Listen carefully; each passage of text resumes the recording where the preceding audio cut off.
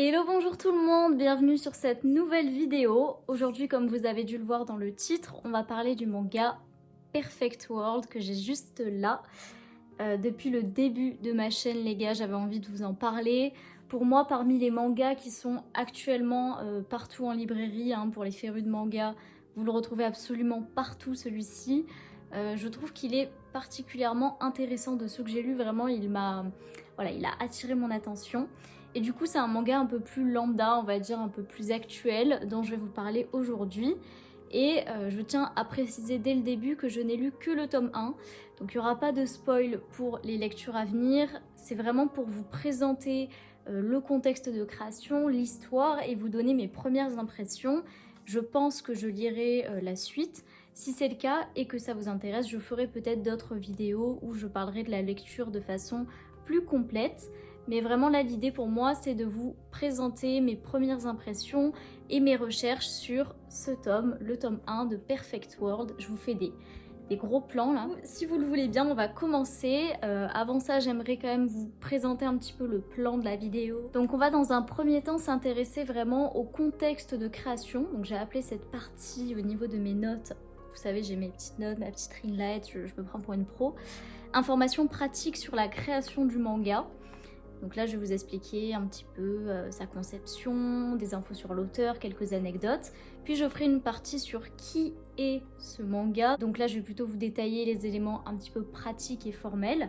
Et puis on verra enfin ma partie plus personnelle, mon avis, et notamment ce que j'ai aimé dans ce manga. Donc c'est parti, j'espère que vous êtes prêts parce qu'on y va tout de suite. On commence directement pour la première partie, les informations pratiques sur la création du manga.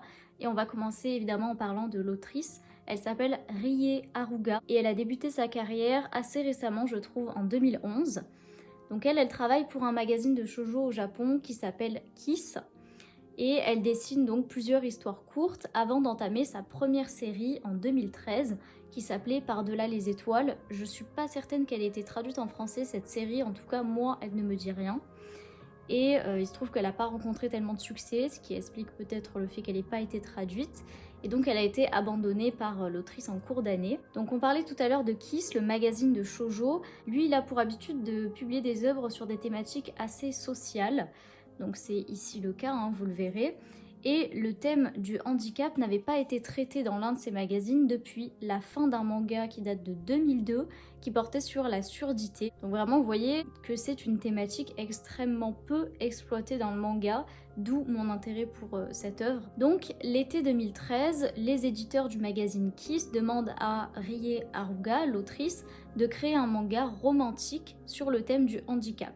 Mais elle n'avait pas tellement plus d'informations et d'injonctions que cela. C'est Rie Haruga qui est choisie pour mener à bien ce projet par l'intérêt pour son style graphique que l'on trouve à la fois joli et travaillé, je cite. Il semble qu'initialement l'autrice était totalement inexpérimentée sur la thématique du handicap et donc elle a été extrêmement encadrée et c'est toujours le cas d'ailleurs pour la création d'une œuvre. Il y a des thématiques assez sérieuses comme ça qui sont abordées, c'est très important. Pour façonner son œuvre, elle va être entourée des éditeurs, d'associations, enfin voilà, d'aide pour lui apporter de l'information là où elle aurait peut-être des lacunes. D'ailleurs ça c'est un aspect qui m'a beaucoup plu sur cette œuvre en faisant mes recherches et je trouve que ça se ressent à la lecture mais je suis ravie de l'apprendre de façon factuelle. En fait il se trouve que l'auteur a vraiment fait un travail en amont de l'écriture et du dessin, beaucoup de recherches préliminaires avant du coup de mettre son œuvre sur pied. Elle a notamment rencontré un homme qui s'appelle Kazuo Abe. Donc lui, c'est un architecte réputé au Japon qui est aussi paraplégique, donc il est handicapé des membres inférieurs. Et il devient rapidement le consultant de l'autrice pour la série et il joue du coup un petit peu le rôle habituellement accordé aux associations. Et d'ailleurs pour la petite anecdote, on a la traduction d'une rencontre entre l'auteur et le collaborateur, on va dire, enfin son bras droit, dans l'édition collector, attention, du dernier tome de Perfect World, du coup vous saurez qui c'est. Ce monsieur Abe a aussi présenté à l'auteur une dizaine de couples qui présentaient des handicaps divers et leurs familles respectives, ce qui fait qu'elle a pu comme ça s'entourer d'énormément de témoignages, d'observer des moments concrets de la vie. J'ai appris aussi que la dessinatrice a essayé au mieux de réutiliser telles quelles les paroles qu'elle a pu entendre lors de ces divers entretiens Et donc comme ça, elle a pu donner directement la parole aux personnes qui étaient concernées et elle a évité toute confusion qu'elle aurait pu faire elle-même. Donc j'ai vraiment trouvé pertinent de vous transmettre dans cette vidéo tout le travail en amont qu'il y a eu avant la création de ce manga. On a tous plus ou moins conscience que pour les romans historiques, dès lors qu'on relate quelque chose, qu'on veut donner un aspect réaliste, ou pas d'ailleurs, il y a un travail de fond qui est fait. Mais j'ai l'impression que dans l'inconscient collectif, le manga c'est un petit peu pensé comme quelqu'un qui prend plaisir mais qui n'a pas forcément une réflexion derrière. Et ça c'est vraiment quelque chose que je veux amener au manga. Je trouve qu'il faut souligner le fait qu'un manga c'est pas forcément uniquement une histoire courte et agréable, ça peut être quelque chose de touchant, ça peut être quelque chose de sérieux. Et c'est ici effectivement le cas puisqu'on voit que l'auteur elle a pris vraiment à cœur son rôle dans l'idée de donner un message authentique et travailler à ses lecteurs. Et il se trouve qu'au fil de ses recherches, la dessinatrice dit voir peu à peu un homme en fauteuil roulant et donc elle décide de s'orienter sur le thème de la paraplégie pour son manga. Et pour encore mieux comprendre le handicap, elle a aussi visité des usines de fabrication de fauteuils roulants.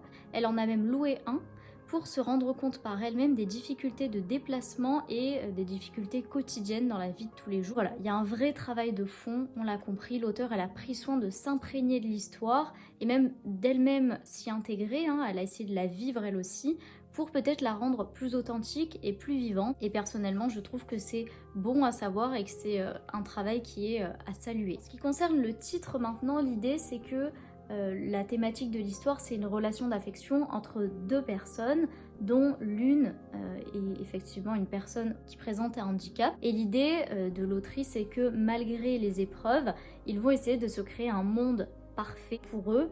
Et du coup, c'est pour ça qu'on a le titre Perfect World. Et puis au niveau des infos sur le manga, il a remporté pas mal de prix, j'ai l'impression, j'en ai notamment relevé un. En effet, depuis 1977, chaque année, l'éditeur Kodansha remet le prix du manga Kodansha, du coup, récompensant les meilleurs mangas prépubliés l'année précédente, au Japon évidemment. Et donc effectivement, le manga Perfect World a remporté en 2019 au Japon le prix Kodansha dans la catégorie shoujo. Et il faut quand même reconnaître que selon mes recherches, c'est un prix majeur qui récompense les meilleurs mangas selon la plus grosse maison d'édition japonaise, donc Kodansha. J'ai également noté, bien que ce soit anecdotique, puisque ça a eu très peu de succès, il y a eu une animation cinématographique du manga en 2018, en Perfect World, qui a eu donc une très mauvaise réception au niveau du public, et une adaptation un an plus tard en 2019 donc, en drama. Donc les dramas ce sont des séries télévisées courtes japonaises, donc celle-là elle était en 10 épisodes, elle passait à la télévision et une fois de plus il y a eu une très mauvaise réception du public. C'est assez méconnu en France.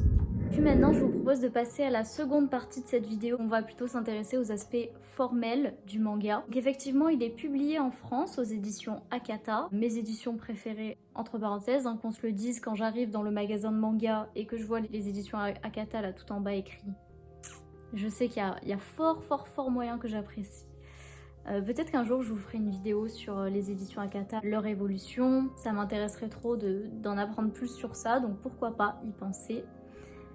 Donc effectivement, il est publié aux éditions Akata. Il y a 12 volumes au total. La série, elle est terminée, que ce soit au Japon et en France.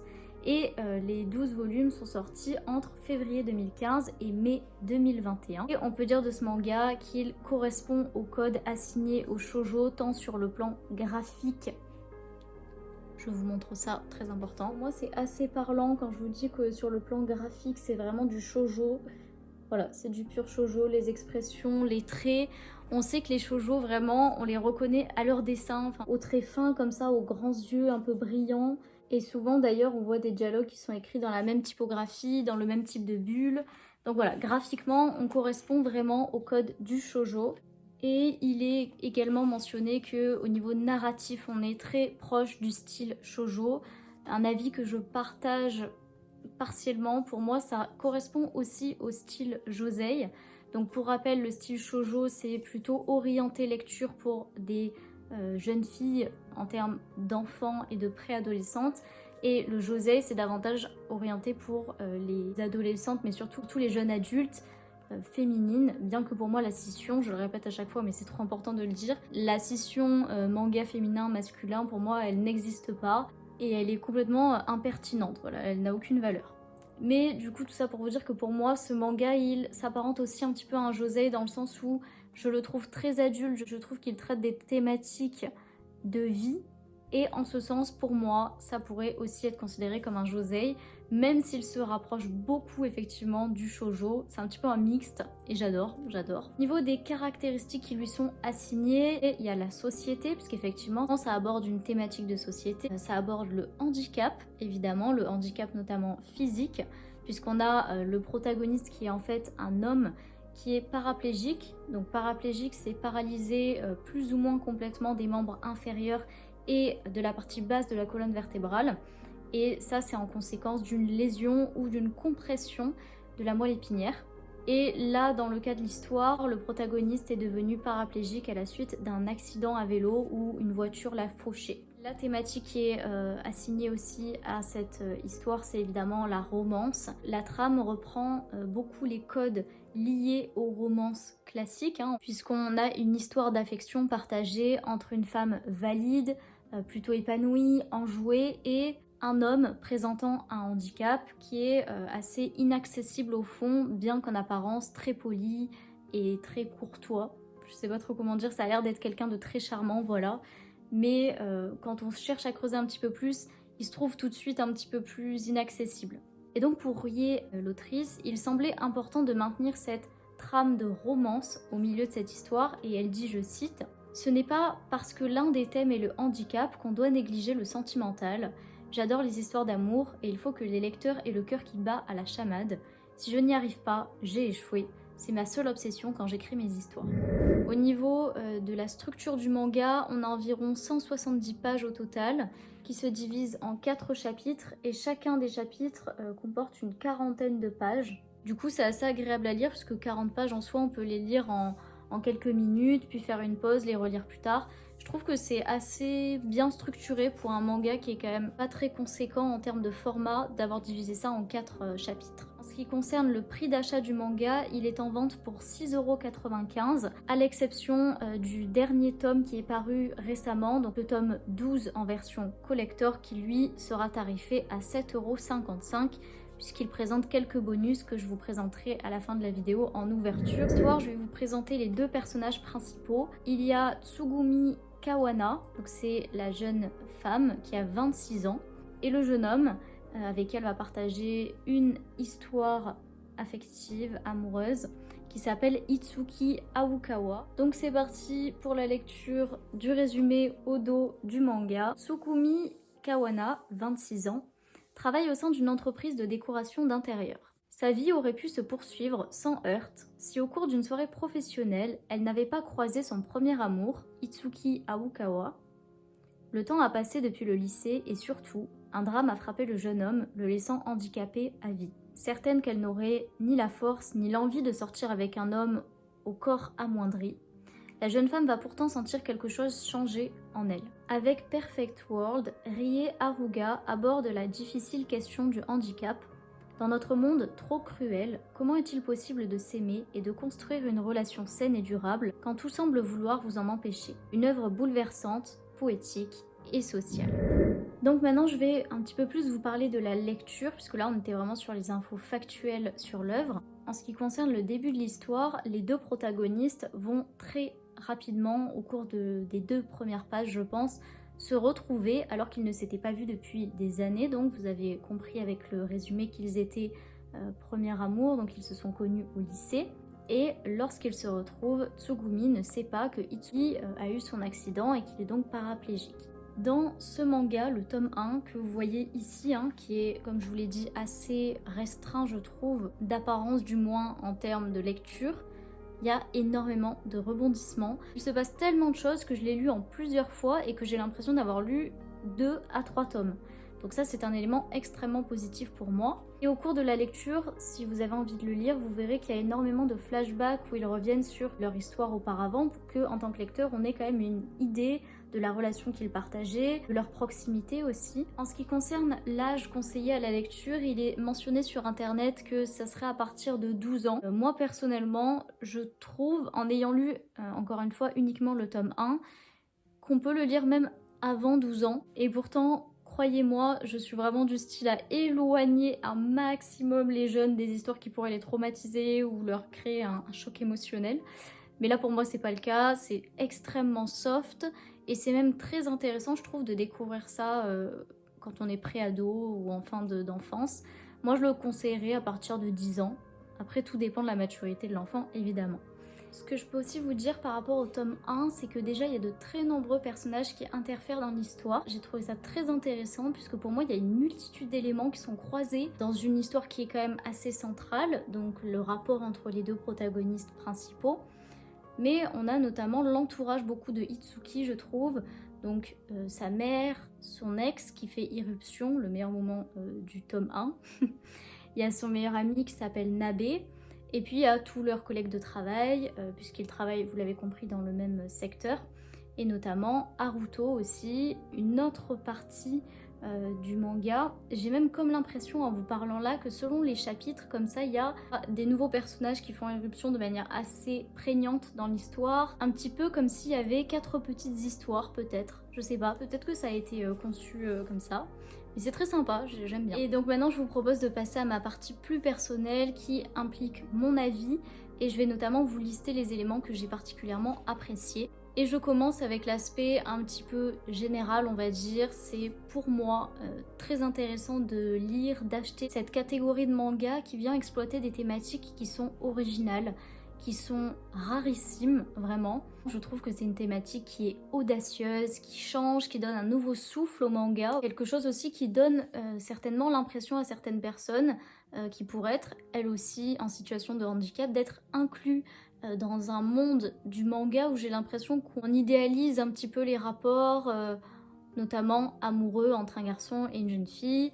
Le cliché du manga shoujo que je ne peux plus me voir, que j'ai lu toute mon enfance.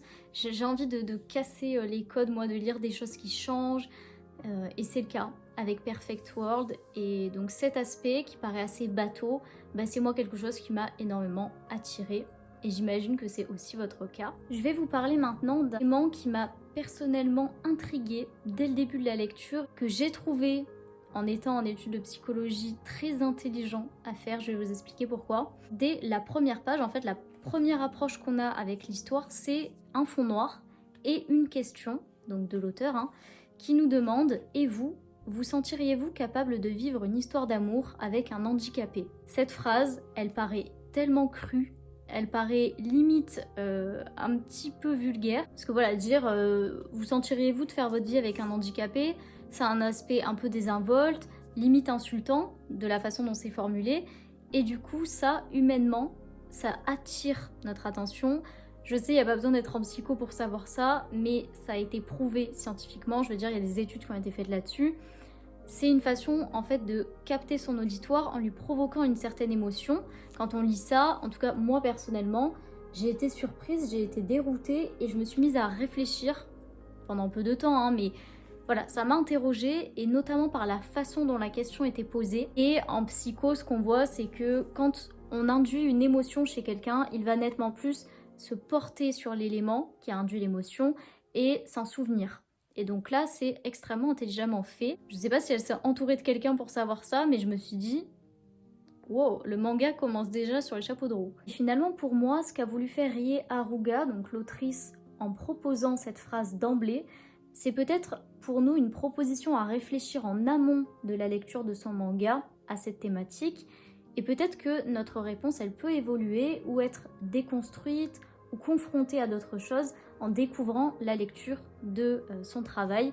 Et moi, vraiment, c'est typiquement ce qui va capter mon intérêt et faire que je vais être fascinée par ma lecture. C'est qu'il y a toute une réflexion qui passe au travers d'une lecture qui peut paraître agréable parce qu'il y a des dessins, parce que c'est pas long, parce que c'est léger. Il y a tout un tas d'éléments dans le manga qui fait que ça peut être considéré comme une distraction plus qu'un sujet sérieux, Mais ce que j'adore, comme je vous le dis, moi, c'est croiser les deux. Et ici, on est en plein dedans pour moi. Ce qu'on peut noter aussi, je pense, c'est que certes, c'est un shoujo romantique, mais qui semble utiliser le handicap comme un procédé narratif qui permet en fait de mettre à l'épreuve la solidité de l'amour entre les deux protagonistes. Et notamment, ils doivent faire face à tout un tas de difficultés, la discrimination, le fait de se sentir peut-être aliéné par certains membres de la société. Le handicap ici s'est présenté comme une difficulté de vie à surmonter, tout comme chaque couple surmontera des difficultés. Et ce qui est assez intéressant dans cette histoire, c'est que la difficulté est présente dès leur retrouvailles. Et donc ce qui va être intéressant en tant que lecteur, ça va pas être de se demander si Tsugumi, elle va rester avec Itsuki puisqu'ils ne sont pas ensemble. Donc là, l'engagement envers la personne est même pas engrangé. On peut complètement penser que suite à leur retrouvailles, ils ne vont plus se voir. Si on reste dans ce principe de diaboliser la personne qui présente un handicap. Mais vous vous en doutez, ça ne va pas arriver et c'est comme ça qu'en tant que lecteur, ça peut être un petit peu déroutant et que ça vient nous intéresser, nous interroger. Et donc l'histoire, elle va s'étoffer, elle va prendre son ampleur au fur et à mesure que le personnage de Tsugumi va se remettre en question, avoir des réflexions sur cette relation et se rendre compte des sentiments qu'elle pourra développer. Un autre élément qui pour moi est assez intéressant à relever, c'est l'aspect didactique que présente le manga. Moi par exemple, je connais très mal les thématiques du handicap, les soucis qui y sont rattachés, les difficultés de vie. J'ai une vision assez lointaine de tout ça, et je pense que je suis loin d'être la seule. Et ce manga, en fait, il vient vraiment nous apprendre des choses. C'est quelque chose de très appréciable, je trouve. Notamment, on en apprend sur le handicap de Itsuki, en même temps que Tsugumi. On peut s'identifier finalement aux deux personnages. C'est-à-dire que si on est dans ma situation, qu'on ne l'a pas vécu de près ou de loin, hein, que ça nous arrive à nous ou à l'un de nos proches, on peut se reconnaître dans la situation de Tsugumi. Tandis que si on a vécu le handicap, soit parce qu'on en a un, soit parce que l'un de nos proches en a un, on peut peut-être mieux s'identifier au personnage de Itsuki. Et ce que je trouve particulièrement appréciable dans ce manga, c'est que c'est une histoire finalement pleine de légèreté, malgré la thématique du handicap. C'est une histoire pleine de douceur, d'amour aussi, d'acceptation. Pour moi, il se caractérise par la douceur, ce manga. Je trouve que les couvertures, les graphismes l'évoquent parfaitement bien. Personnellement, quand je vois cette couverture, je vois deux êtres humains en totale harmonie, dans une bulle comme sur un nuage. D'ailleurs, j'essaie toujours de faire un petit peu mon make-up et le fond en fonction des lectures. Et là, je me suis vraiment mise dans un mood de douceur, de quelque chose d'harmonieux et d'étincelant. Parce que pour moi, c'est ce que m'évoque ce manga. Il me semble que ça met quand même en évidence le fait que le thème du handicap est traité de manière extrêmement juste pour en arriver à retenir ça d'un manga qui traite cette thématique qui est souvent rattachée à quelque chose de dramatique, limite d'une fin de vie. Et ben là je trouve que ça vient donner de la légèreté, de la brillance à tout ça et ça rappelle qu'en fait la vie elle est là et la vie elle donne de l'espoir et de l'amour et voilà, j'adore. Donc je vous disais, ce que je trouve génial, c'est que ça mêle toute cette douceur, cette harmonie, ce romantisme et cet amour au milieu d'une maladie qui est prégnante quand même dans leur relation, hein, puisque on voit au quotidien les conséquences néfastes que ça a sur la vie de Itsuki, les conséquences que ça a notamment sur sa santé. On voit les escarres, les incontinences fécales, des choses comme ça qui peuvent paraître peu glorieuses, mais qui en fait font partie intégrante de sa santé. Ça évoque aussi des thématiques comme le handisport. Le handisport, on n'en parle jamais dans les mangas, ça émerge peut-être un petit peu à la télé, mais fantastique de voir ça dans un manga. Les contraintes d'accessibilité aux différents lieux sont présentes.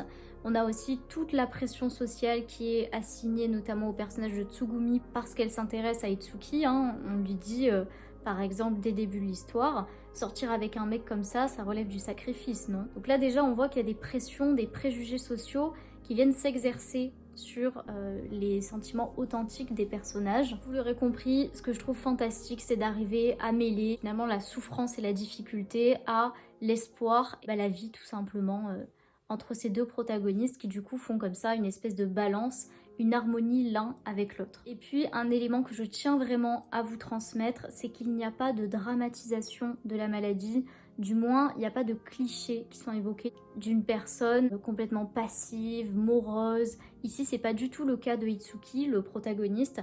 Il semble s'être adapté à sa maladie, l'avoir accepté.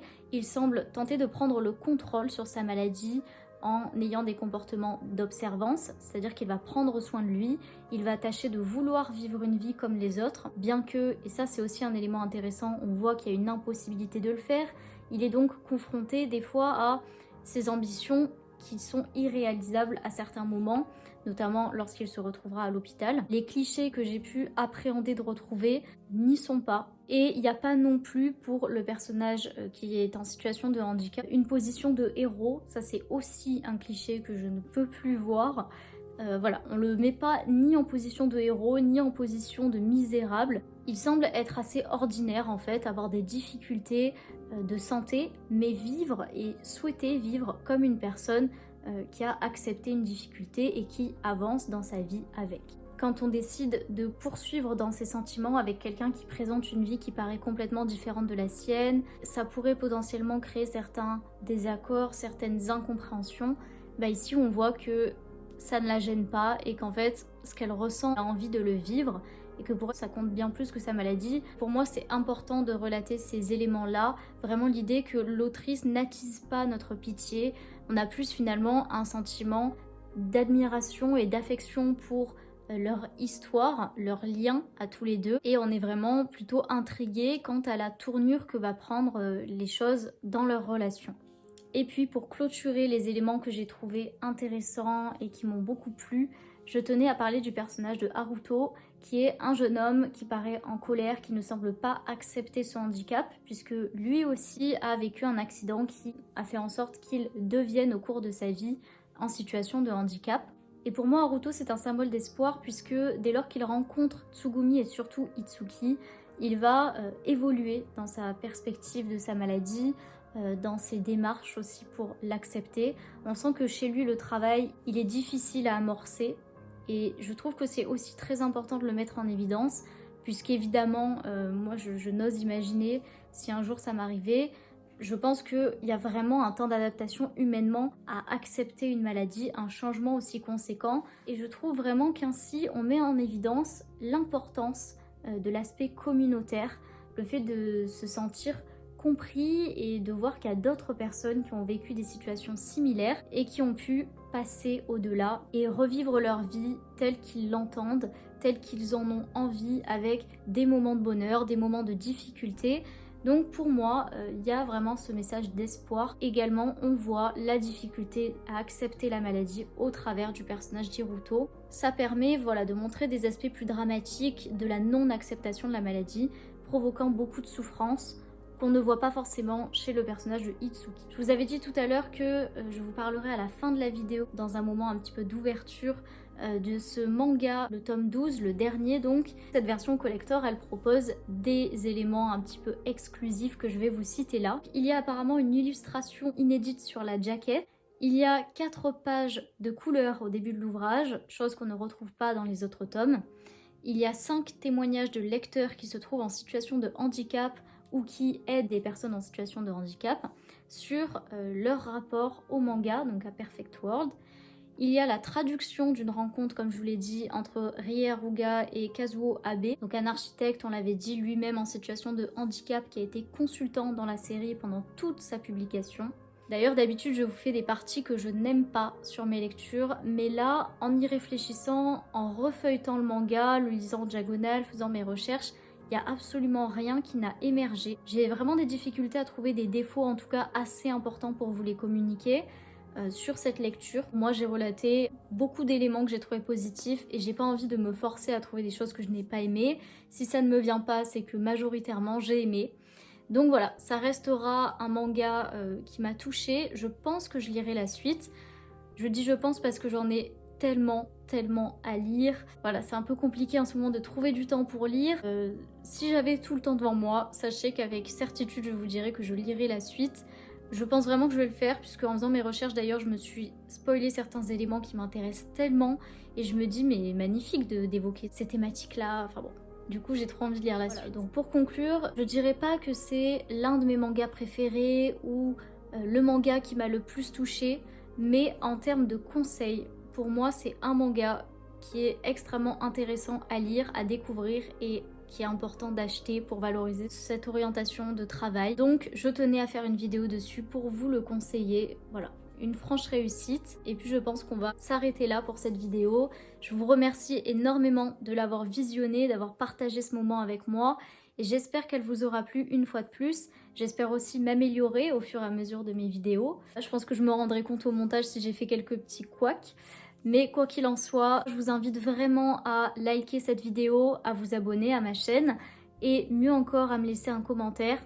J'aimerais vraiment partager avec vous sur ces lectures, sur celle-ci. Du coup, est-ce que vous l'avez lu? Est-ce qu'il vous intéresse? Si vous l'avez lu, qu'est-ce que vous en avez pensé? Qu'avez-vous pensé aussi de ce que je vous ai proposé comme contenu? Et encore une fois, merci beaucoup d'avoir regardé cette vidéo et à une prochaine fois.